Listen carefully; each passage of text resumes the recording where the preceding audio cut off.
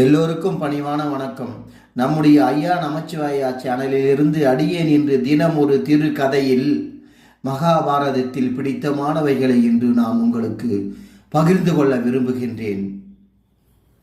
ஒரு சமயம் குந்தி தேவியார் கண்ணபிரானை நோக்கி கேட்குறாங்க, கண்ணா, நீ நினச்சிருந்தா இந்த மகாபாரத போரையே நடக்காம செய்திருக்கலாமே. அதே போல உனக்கு தெரியும் இல்லை, தாயம் விளையாடும் போது என்ன விழுன்னு உனக்கு தெரியாதா? நீ வாங்கி அந்த தாயத்தை உருட்டி இருக்கலாமே. அப்படி நீ வாங்கி உருட்டி இருந்தனா இந்த மகாபாரத போரே நடந்திருக்காதே. தருமரும் தன்னுடைய மனைவியான பாஞ்சாலியை அந்த தாயத்தில் பகடியாக வச்சிருக்க மாட்டாரே. குந்தி தேவி கிட்ட கண்ணன் சொல்றாரு, நான் வாங்கி தாயத்தை உருட்டி இருக்கலாம், ஆனா நல்லா யோசி, துரியோதனன் என்ன செஞ்சான்? தாயம் விளையாட அழைக்கும்போது எனக்கு பதில் என்னுடைய மாமா தாயம் விளையாடுவார் என்று சொன்னான் அல்லவா? உன்னுடைய மகன் தருமன் என்ன சொல்லியிருக்க வேண்டும்? எனக்கு பதில் என் மாமன் கிருஷ்ணன் விளையாடுவார் என்று சொல்லியிருக்கலாமே. அப்படி சொல்லி இருந்தால் இந்த மகாபாரத போரே நடந்திருக்காதல்லவா? நீ சொல்லுவது போல என்று கூறினார். ஆமாம், துரியோதனன் என்னுடைய மாமா சகுனி விளையாடுவார்னு சொல்லும்போது தருமர் அன்னைக்கே என்ன நீ எப்படி சொல்கிறாய், அப்படியே நானும் சொல்கிறேன், எனக்கு பதில் என்னுடைய மாமா கிருஷ்ணர் விளையாடுவார் என்று சொல்லியிருக்கலாம். இந்த இடம் அருமையான இடம். மகாபாரத போரே மாறி இருக்க வேண்டிய இடம். மகாபாரத போரிலே போரெல்லாம் முடிந்து எல்லோருடைய தேர் உடைந்து தூள் தூளாக விழுகிறது. ஆனால் அர்ஜுனனுடைய தேர் மட்டும் உடையாமல் அத்தனை போர்களையும் சந்தித்து தாங்கி கடைசி வரை நிலையாக நிற்கிறது. இதை பார்த்த அர்ஜுனன், கண்ணா, நீ இந்த தேரில் நிற்பதால் தான் இந்த தேர் உடையாமல் இந்த தேர் நிலையாகி நிற்கிறது. மற்றவர்களுடைய தேர் அனைத்தும் உடைந்து சுக்குநராகிவிட்டது. உன்னுடைய கருணையே கருணை கண்ணா, உன்னுடைய கருணையே கருணை என்று அர்ஜுனன் சொல்கிறான். அதற்கு கண்ணபிரான் சிரித்து கொண்டே, என்னால் தான் நிற்கிறதா இந்த தேர் உடையாமல் என்று கேட்கிறார். ஆம் சுவாமி என்று அர்ஜுனன் சொல்ல, சரி, நான் இறங்கி விடுகிறேன். இந்த தேரில் நான் இருப்பதால் தானே உடையாமல் இருக்கிறது என்று சொல்கிறாய், நான் இறங்கி விடுகிறேன் என்று கிருஷ்ணர் தேரை விட்டு இறங்கி தூரே நின்று கொள்கிறார். அர்ஜுனனையும் இறங்கி வர சொல்கிறார். வந்து விடுகிறார்கள். ஆனால் அப்பொழுதும் அந்த தேர் நிலையாகி இருக்கிறது.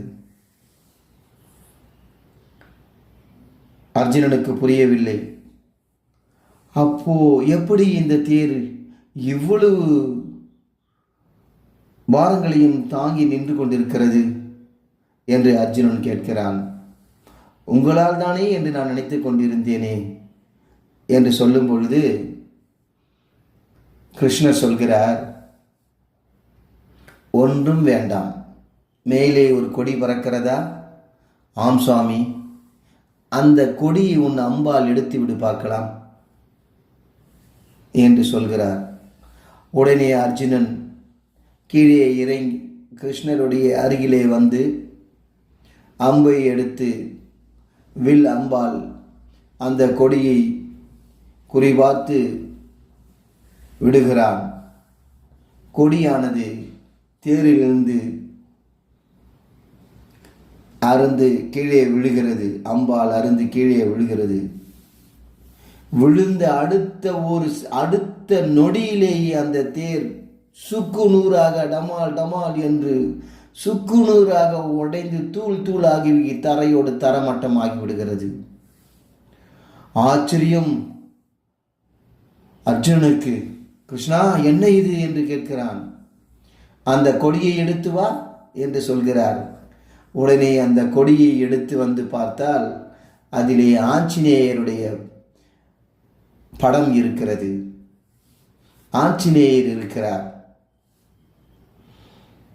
அப்பொழுதுதான் அர்ஜுனனுக்கு புரிந்தது, ஆஹா, இத்தனை காலம் என் தேரை கட்டி காத்தது ஆஞ்சநேய பெருமானா என்று. கிருஷ்ணா, என்ன ஒரு மகிமை என்று வணங்கி நிற்கிறான். இந்த இடம் மிகவும் பிடித்தமான இடம். அதன் பிறகு ஒரு முறை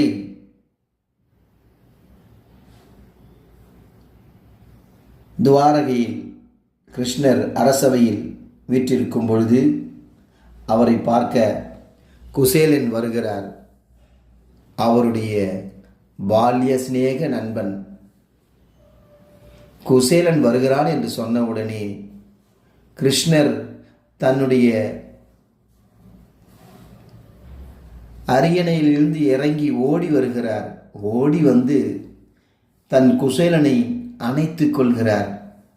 அணைத்து கொள்வது மட்டுமல்லாமல் அவனை அப்படியே அழைத்து வந்து தன்னுடைய அரியணையில் உட்கார வைக்கிறார்.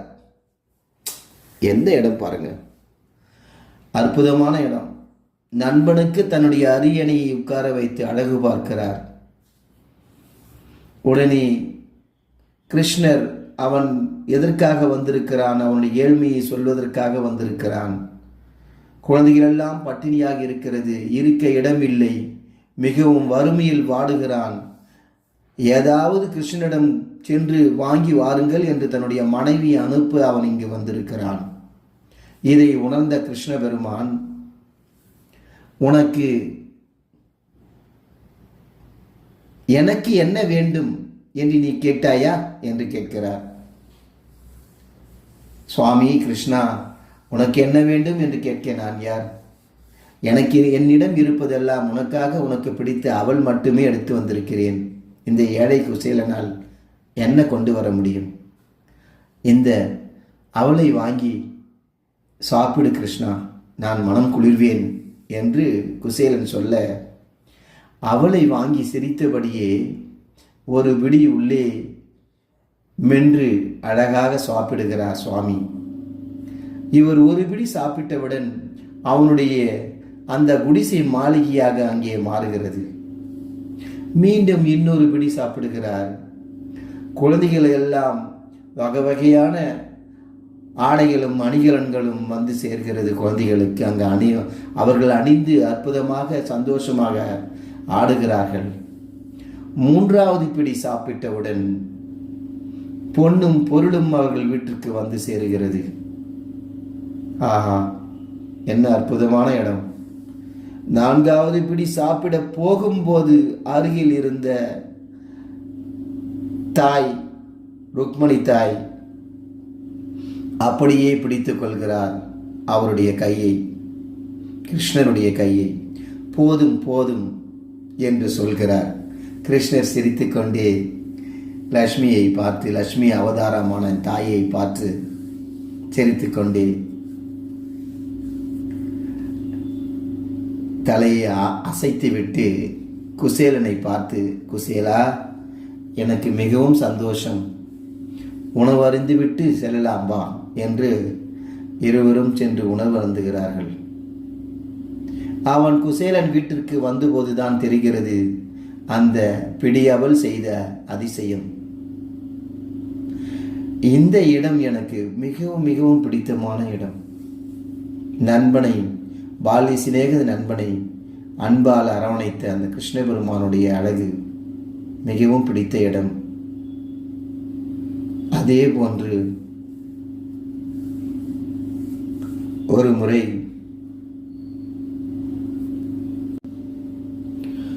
முறை கிருஷ்ணர் அரண்மனையில் இருக்கும் பொழுது ஒரு நிகழ்ச்சி நடக்கிறது, சிறப்பான நிகழ்ச்சி நடக்கிறது. அந்த நிகழ்ச்சிக்கு எல்லோரும் பக்கத்து ஊரிலிருந்து எல்லோரும் வருகிறார்கள். அந்த நிகழ்ச்சியை பார்த்து கண்டு களிக்கிறார்கள். அப்பொழுது ஓரமாக நின்று யசோதை, வயதான யசோதை ஓரமாக நின்று கிருஷ்ணரை பார்த்து குதூகலம் அடைந்து சந்தோஷம் அடைந்து கிருஷ்ணரையே பார்த்து கொண்டிருக்கிறார். அரண்மனையில் அரசவையில் அரியணையில் அமர்ந்திருந்த கிருஷ்ண பெருமான் ஏதோ ஒரு மனத்திலே அவருக்கு ஒரு சஞ்சலம். யாரோ நம்மை பார்த்து சந்தோஷம் அடைவது அவர் உணர்கிறார். சுற்றுமுற்றும் பார்க்கிறார்.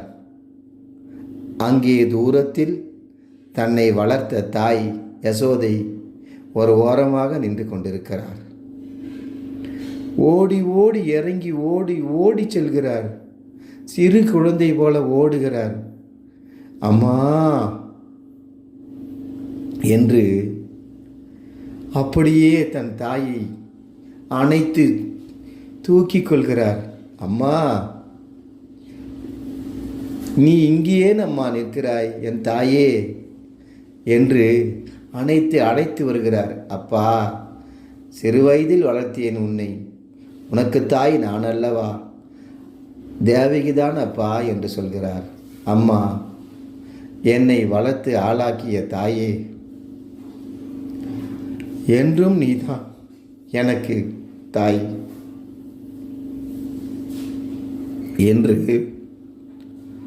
அந்த தாயை பார்த்து அணைத்துக் கொள்கிறார். அன்பை பொழிகிறார். அம்மா, எப்பொழுதும் நீ எனக்கு தாய் அம்மா என்று சொல்லும் அந்த வார்த்தை, அந்த அணைப்பு, அந்த இடம் மிகவும் பிடித்தமான இடம் எனக்கு. இப்படி மகாபாரதத்திலே நிறைய இடங்களை சொல்லலாம்.